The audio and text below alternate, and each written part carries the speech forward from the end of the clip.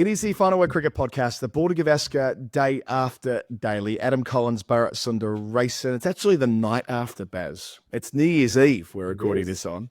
Only you and I can spend our New Year's Eves talking Border Gavaskar cricket. Probably says a little bit about where we are in our respective lives, that you've driven home to Adelaide with Isha, your family, and your dogs from Melbourne. And I've driven to my parents' place where I'm spending a night here with the family, with the girls before they go back to London tomorrow. But, you know, the girls are in bed. My parents are on the couch with Rach.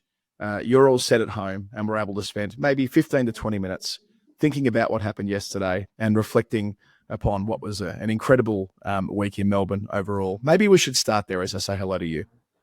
I think maybe we should start with the fact that can there be two more fun people to be married to than you and me? Yeah, it may not feel like it on.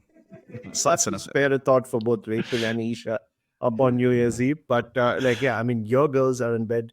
The dogs have had a long day in the car, so they're knackered and they've had their dinner and they're asleep as well. So, it's what you do. But I guess, would we be doing this if what we witnessed last evening, and it feels like a long time ago. I mean, it was that special. If it wasn't that special, I don't think this is how we're spending New Year's Eve. But how can you not spend some time talking about what we witnessed, not just yesterday, but over the last 5 days? We were both privileged to be there. We were both privileged to be on together or on radio together when some of the key moments happened. I just thought about it on my way back. I think it was quite special that you and I called most of the big moments of the match. Yeah, it was cool. I mean, you can never plan for these things, but it was nice to be there with you yesterday through the pointy end of that test match. And I quite like Dan Brettig's piece that went up a couple of hours ago. I think it went up last night, actually, but he was brought it to my attention a few hours ago about like where this sits. Like, what does Melbourne 2024 represent in the Pat Cummins captaincy legacy? And if you just ignore white ball cricket, because of course there's the World Cup win and some extraordinary victories en route to that win in India last year. I can still say last year because it's the 31st of December. He's picked out 5, and it's just, I guess, of where you choose to place them. Melbourne 2024, Edgbaston 2023, Lahore 2022, Indore 2023, and Christchurch 2024. All great victories for different reasons. And they can all kind of be spliced in where you see fit. For mine, I don't think it goes beyond what happened at Edgbaston last year, because it was a staggering test match, and there was the extra element of rain on the final day. Winning at 20 past 7, I think it is, with a few overs to go in the final session, and a 2-wicket victory, which feels closer than, I think it was 185 runs, the final margin yesterday, or something like that. But the wider drama around the test, I'm not sure whether it would totally translate if you're only following this test match via scorecards or via highlights. It's one of those where the experience of watching it and seeing the type of spell that Bumrah was having on that 4th afternoon when he had Australia 6 for 81 almost on his own, when it looks like it was on the cusp of rolling Australia for 100 and totally opening up the test match for a comfortable India victory. That's just one of myriad examples where this test was a rollicking affair from the very first moments with the Sam Constas intervention through to the very end with 7 for 34 in the final hour and a half of play. Oh, I mean, you could just break this test match down into 12 parts if you want to, starting with that Constas start to the test match. We didn't know what to expect from him. I don't think Australia knew what to expect from him. I don't think Sam Constas knew what to expect from himself. And that seems like so far back in the distance because of everything we witnessed after that. The Steve Smith 100, him batting like he's back on top of the world, the Pat Cummins contribution in the first innings, Bumrah just being Bumrah, the Nitish Reddy moment with his dad, his partnership with Washington Sundar. I mean, just by the end of day 3, we'd had so many twists and turns already that we knew that this test match is going down to the wire. And you're right. I mean, the margin of victory at times doesn't really reflect just how close the test match was, because you Rishabh Pant doesn't play that shot off Travis Head, or Pat Cummins doesn't recognize the moment where it's just Yashasvi Jaiswal and Washington Sundar and says, rather than wait for the second new ball, I bring myself on here. Oh, there's a bit of reverse swing. What do? I bowl a slower bouncer. I mean, there were such big moments in what happened over the space of 5 days. And there's so much more. And Pat Cummins batting in the second innings, 6 for 91. There were so many times Australia could have lost this test match. There were so many times India could have actually found a way of winning this test match. And as we went to the tea break yesterday, Manas Labuschagne having just bowled that over of bouncers where nothing really seemed to happen, we all feared that we might get to experience something we haven't in a while, which is a dull draw. And I think deep inside all of us, and especially you and me, the kind of people we are, we knew that something's going to happen. There's no way we're going to be there. And team players, captains shaking hands. That seems like a thing of the past, especially when it's between these two teams. And then we got a finale which was befitting the spectacle that was this entire test match. Yeah, that's really nicely summed up about the tea break on day 5. Like on paper, looking at the scorecard as well, Rishabh and Jaiswal will probably advance to centuries, and it'll give them momentum building into Sydney, and they will have saved the test successfully, and so on and so forth. But as you've put throughout, and I think I've picked up on this a little bit in the interviews that I've been doing today, always expect the unexpected in these contests. It just seems inevitable from pretty much 2017 onwards. Whatever you are anticipating happening between these teams, the opposite will ensue. And that's precisely how it played out. From 33 for 3 after lunch, it felt like Australia were going to roll through India, only to have the quietest passage of the entire test match, where I think they went at 2.8 runs and over, and they never really advanced, which made it clear they weren't going for the runs. But then, of course, the brain explosion from Punt, and then the collapse that Jeff and I went through yesterday. So that's what gives them the victory. But yeah, they really won by about 14 overs, or by about 1 hour, as opposed to winning by 185 runs, since India took the target off the table. And sure, had Scott Boland been knocked over first ball on day 4, and Australia were defending 270 or 280 or whatever it would have worked out to have been, without that big final wicket stand in their second innings, would have it been more riveting? Sure. Would they have ended up going for it? Probably. But, that's the road less travelled here. The more likely outcome is that, I'll reframe that. That's the scenario where Australia choose to pull out even at that juncture. That doesn't happen in modern cricket, and I understand why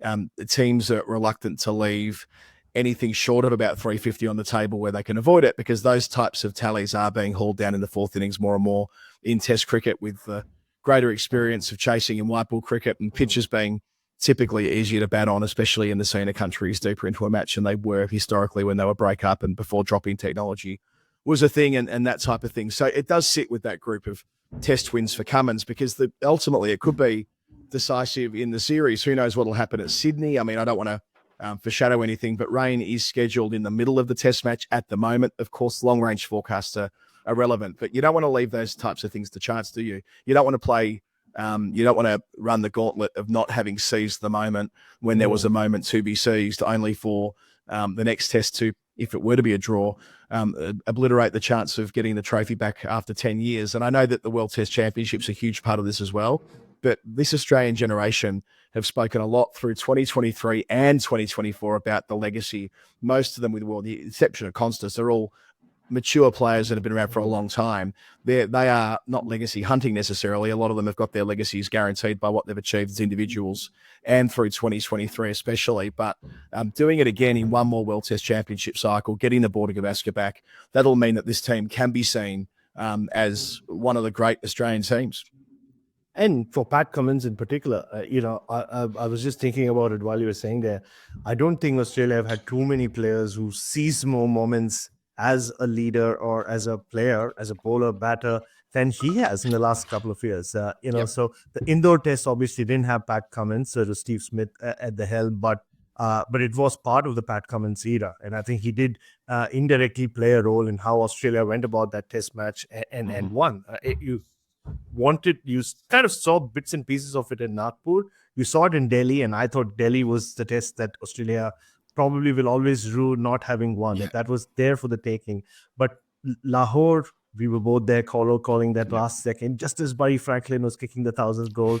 What a moment that was. So that Pat Cummins seized the moment in the first innings there as well, the expressive run chase you mentioned. And obviously he did it a few times during that 50-over World Cup, including the final. But the one thing he doesn't have to show for all of it is the Border Gavaskar Trophy. And this is the closest, if you think about it, Australia have come to winning it. Both times in the last couple of years they've gone, last couple of times, India went 2-1 up in Melbourne in 18-19. It was 1-1 going to the Gabba with everything to play for, in India having nothing to lose in 2020, 2021. So this is the first time they have the lead, Australia, going into the last test. Yeah. And it also, means that they are, even if the worst case they lose this test in Sydney, their World Test Championship final thing is still alive. But yeah, they will not want to lose this. They'll want Pat Cummins in particular to be there lifting the Border Gavaskar Trophy in a week's time. Yeah, it's interesting you cite that just as we jump off to a new topic. But yeah, Christchurch, Lahore, Edgbaston and Melbourne, Cummins is front and centre. And not least the Jaiswal dismissal that you referred to before about when he brought himself back at the right time. Of course, there was going to be fallout from this. Let's start with the BCCI Vice President Rajiv Shukla, who last night said that, he spelt Yashasvi Jaiswal wrong, both the first name and the surname, was clearly not out. Third umpire should have taken note of what technology was suggesting. So clearly not out. That's the first thing. Should have taken note of what technology was suggesting, and goes on to add, while overruling field umpire, third umpire should have solid reasons, and then has a space before the full stop. So boomer energy there as well, before copying in the ICC, which is quite funny. Look, on one hand, you should almost ignore this kind of bullshit. Yeah. But on the other, it does give an insight to what we're hearing a lot. And Jeff and I went through it yesterday after what we received from Simon Torfel that explained that a front-on replay is technology, and that he didn't necessarily need to go to Snicko because the conclusive evidence was there in front of him. So putting to one side conspiracy theories and misunderstanding of the process, there's still plenty of heat in this. And Rohit Sharma had a swing as well. He did. At least to Rohit Sharma's credit, he said, we know he hit the ball. Yes, but it was the inconsistency with the technology that they cited. And he's not the only one to have cited it. I think Sunil Gavaskar said it on commentary yesterday. And I heard some of the star guys talking about it as well. But you're right. I mean, before DRS became a thing, the slow motion replay was technology, wasn't it, Adam? I think this generation has forgotten that. That was the ultimate technology that Shaw could use as an umpire back in the day, even though the third umpire wasn't obviously taking a call on LBWs and on-field decisions. And once you saw the deflection being that obvious, you really didn't need the Snicko. And I think what would have helped, or actually, who knows, if the Snicko had happened earlier, it was delayed, wasn't it? Like they saw a lot of replays, umpire Saikat, of just a deflection, and I thought he was very clear in the way he explained it. So if you just take a step back and just listen to what he was saying, and Ravi Shastri mentioned it as well in his column, which obviously I just wrote like half an hour ago. So he said that the third umpire explained it perfectly, and once he decided that the evidence was conclusive for him to get Joel Wilson to change his decision and also to overrule the Snicko part of the technology, I think it was pretty obvious what happened there. It feels like, cooler heads are prevailing on this. I'm glad that Rabi's gotten involved in this, and others as well who we were talking to around the press box, because it did have that, it did run the risk of things bubbling over again. I mean, not that we need any more heat in this series, but that hopefully will be put behind us pretty quickly. The fact that he smashed it and Rohit acknowledges that is probably the defining piece on all of this. The right decision was arrived at, and it was done in the way that the umpires are directed to use the technology. Just on Rohit, while we're talking about him, it was of interest to me that he wasn't asked in the press conference about his own future. Tommy Decent reflected amusingly that he might be better placed in the back of a car saying goodbye at Sydney rather than leading them out through the gates of the members stand. And look, that's a bit cheeky, of course, and intentionally set up that way to that sort of iconic image of sports stars going around in cars when they retire. But I mean, you can almost put to one side the suggestion of rumours swirling, because that's the nature of rumours swirling, isn't it? That the very nature of using that phrase or suggesting that there's rumours suggests that there's some origin to them all. But you're as close to this as anyone going around. The Rohit Sharma career as it stands right now, in your view, and you can probably fold into your answer on that where Kohli's at. I mean, I can see no scenario where Kohli pulls the pin this week, but how you think he might be approaching what is almost certainly his final test match in Australia? Look, with Rohit's first, I think it helps that Ajit Agarkar, the chief selector, of the Indian team has been here from the beginning of the series. Yep. And their relationship goes back a long way. I think Ajit Agarkar might have, I think he was captain of Mumbai when Rohit Sharma made his debut all those years ago. Right. If not, then he definitely has captained the young Rohit Sharma. And Ajit is a straight shooter. I'm sure they would have had honest heart-to-heart conversations at some point during the series, if not definitely after that Melbourne test. The turnaround is too short. Yes, Rohit wasn't asked a direct question about it, but he was asked a roundabout question, as I was told. Obviously, I couldn't get myself to the press conference in time. So I have to blame myself for that, for not having been there and asked a question. But I think he kind of just spoke about processes and how things are going the way he wants them to go. But I think it's just his body language and just speaking to others around the box as well, the other former Indian cricketers.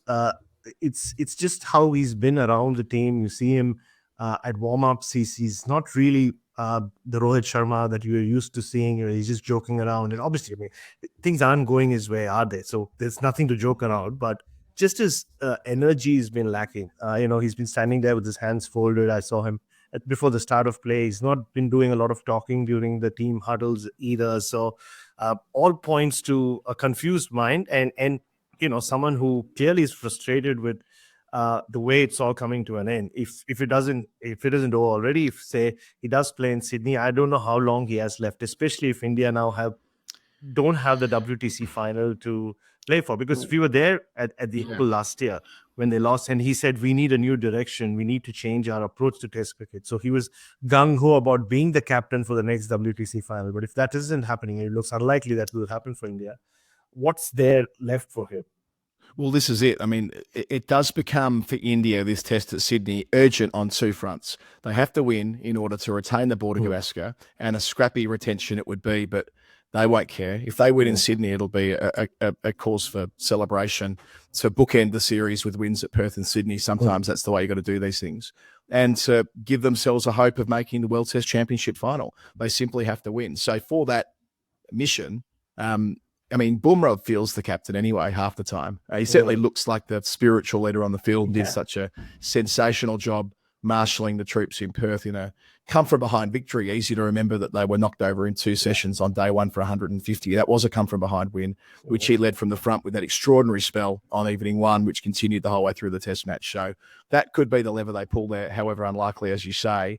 And then Virat, I mean, there's so much goodwill, I think, to Virat from people inside the game, perhaps less so from people who were following the Constas Kohli stuff and have got a deeply set view on Kohli because he's been in the public domain for so long. But I kind of feel like within the cricket bubble, we're like, one more time, can you do it one more time? Or indeed, was Perth the one more time with a relatively easy runs? I don't want to make it sound like the 100 was easy taken as a whole, because no hundreds are at test level, but he was coming out of the time that the Australians were fairly bruised and broken, and absolutely made the most of that and batted beautifully on that day. But look, maybe it's 30 and done. And if it is 30 and done this week, it could conceivably be the last time that Kohli walks out wearing that blue cap that he's worn with such distinction and such pride for such a long time. Oh, look, I said this before the start of the last test, and there are rumors. You spoke about rumors swirling. There have been rumors swirling, and they are swirling because of two legends of the game, legends of Indian cricket, who just haven't really put the kind of performances in a big series that you expect from them.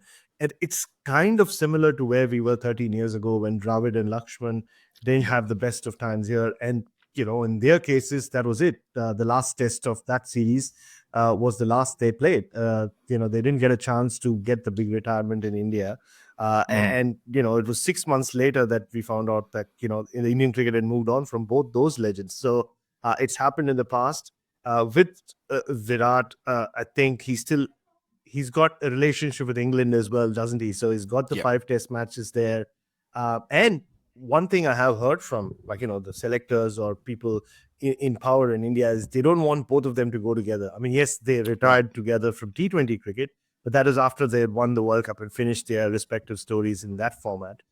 So I think there is some talk or some thought to both of them not going together. And India is not the only team who talks about these things. You don't want two grades going together and two big gaps to be filled, even though it looks like India is spoiled for options right now.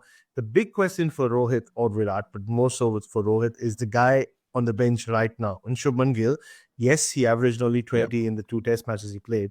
But now, once India came down to just four specialist batters and Rishabh Pant, the walls kind of closed in on Rohit, where he had to perform because you're keeping out a future star of the game, albeit he's not really taken to test or his test record is not what people thought it would be based on the debut he made here 3-4 years ago in Australia as Shubman Gill, that is. So, yeah, short turnaround, series still on the line. Maybe Rohit continues for one more test. That's what it sounded like based on how he spoke. But yeah, I mean, like I said, I've been seeing Rohit Sharma up close since 2007-8. This is the most crestfallen I've seen him. Like, so bereft of, and it's generally so lax, isn't he? Like, he just lives life on his own terms in terms of how chilled out he is. But this is not a chilled out Rohit Sharma. This is a Rohit Sharma who can feel the pressure of the world on his shoulders right now. It's nicely summed up. I mean, yeah, it does feel like that Shubman Gill part of the conversation is a worthy one. Remembering that Gill made 866 runs this year with 3 test hundreds. It's not as though he was thinking to join up, and he didn't play at Perth either. So dropped after 2 tests in Australia, 1.5 real leagues, only batted once in Brisbane. Moving to Australia just quickly, Andrew McDonald, the Australian coach, has spoken.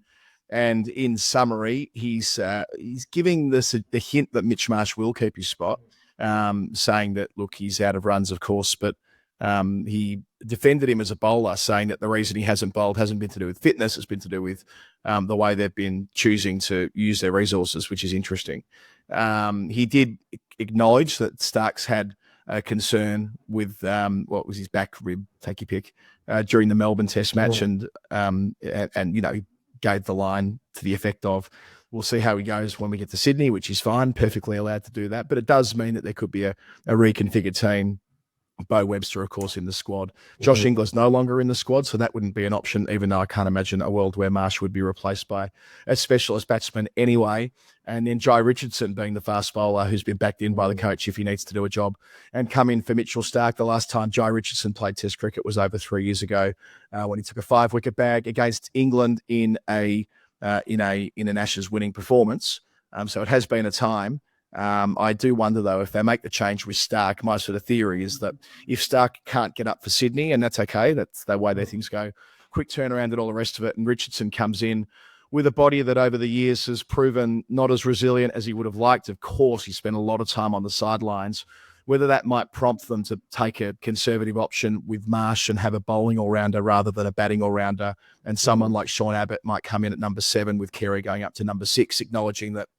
Well, that could be Webster as well, I should add. But but Abbott with the battle-hardened, lot of experience at an international level, playing in the white ball squads in the World Cup squad last year, and also playing on his home ground. That might be enough to get him over the line instead of Webster, despite how prolific Webster's been with bat and ball over the last couple of years at the level below. I think it all comes down to results, right? Like if say it was a draw and Australia are the ones who go to Sydney desperate to win, not just to get their hands on the Border Gavaskar Trophy again, but also with the WTC final up for grabs. I possibly could have seen some changes, or at least some thought around changes, but Mitch Marsh took 2 crucial catches yesterday, and like I said a few times on commentary, he bowled his fastest spell. I mean, it wasn't very effective. Yes. But the first over itself, he was hitting the high 120s. If you compare that to how he went in the first innings, it was 122.8 or 123.1 was the fastest ball he bowled. So even just on the basis of that, and the fact that they backed him in for this long, and he is counted in the top 6 batters in the country, and they gave the likes of Manas and Khawaja the extra couple of test matches, and Manas made 2 crucial 70s. Khawaja made the 50 in the first innings. I think they'll stick with Marsh. I think things would definitely have been different if, say, it was a draw and Australia had to bowl, Mitchell Starc had to bowl one more spell, and especially a spell which didn't result in a victory. Knowing Starc the way we do, like Pat Cummins said, he called him a warrior, and I can see him play even if he's 80-90% fit, considering this is the last test and he wouldn't be, he will go to Sri Lanka, but I don't think they'll play He two won't fast play. bowlers there, you think. No. So Cummins plays as captain. So maybe the final push. And if he doesn't play, I think it will be a toss-up between Richardson and Abbott. And though McDonald has spoken about Richardson, I wouldn't be surprised if Abbott is right up there. Like you said, Poland, Scotty at the G, Sean Abbott at the SCG. It makes total sense to me when the batting is ill with it. So it'll be good. I mean, it'll be a great story if he does make his test debut. Yeah, and I do think the batting's part of this. Like, I've had the privilege of covering Sean Abbott's career at Surrey, and he's a serious batter. Like, in a different era, in a different world, maybe 20 years ago, he's probably having far more of a say at domestic level with the bat. So yeah, I can see that. I can see that Sean Abbott debut. Pending how things pull up with Mitchell Starc. Last thing I'll say is that Sam Constance is going to play at Sydney. That much we're certain of. Nice little nugget. I've already name dropped Tommy Decent once. I'll do so again here. He had a story in the paper this afternoon that Sam Constance will be the youngest Australian to play Test cricket at Sydney since Jervis Hazlitt in 1907, when he was 19 years and 100 days. Now, the sadness here was that in that test, well, he was crucial in that victory by 2 wickets, batting with Tibby Cotter at the end, making 34 not out, putting on 56 for the 9th wicket in just 39 wickets in that first test match against England in 1907, 1908. However, Jerry Hazlitt, as he was known, I think we touched on him on Storytime before, passed away very young. He had a heart attack at 27. He died during the war, but wasn't actually over at the war. He died in 1915. So I just note that that's a bit of trivia there in terms of those who have been following this closely. As a 19-year-old to play Test cricket for Australia at the SCG on his home ground, there'll be so much hype around that. Oh, yes. And he clearly enjoyed himself every facet of being a Test player this week at Melbourne. I think at the moment, everyone loves it. Over time, he'll probably be a bit of a Marmite figure, I reckon, but he can ride the wave for the time being. Oh, very much so. I've already heard from a couple of senior Australian journalists who, have mixed feelings about how Constance carried himself on the field, but that's to be expected. It's like when Manas broke onto the scene, right? You don't know whether it's genuine or not, and it's not just with cricket. Like, I'm sure when you or I, pop into a press box, or we did for the first time, the way you and I are, people were like, "Hang on. Can they sustain this over a long period of time?" The fact is, we have Colo, we have. So, and I based on what I've seen in Constance, I think he can sustain that high energy as well. Well, hopefully we can sustain it well into 2025, which is where this will be. This will go out in 2024. This will be the last episode of 2024. In fact, to go behind the curtain, Jeff and I have already recorded the next weekly, which will go out tomorrow, and Storytime the day after. Well, Baz, thank you so much for joining us. We, as always, are supported by our wonderful patrons, by Maurice Blackburn Lawyers. Their stories told in full on Storytime, coming out on the 2nd. cbussuper.com.au, finishing their 40th birthday party tonight as we start the new year of 2025. Happy New Year to everybody. Enjoy your night. Be safe. We will talk to you from Sydney, and indeed from Melbourne, but mostly from Sydney in the days to come on The Final Word. Happy New Year, Baz. Happy New Year, Golo, and Happy New Year, everybody.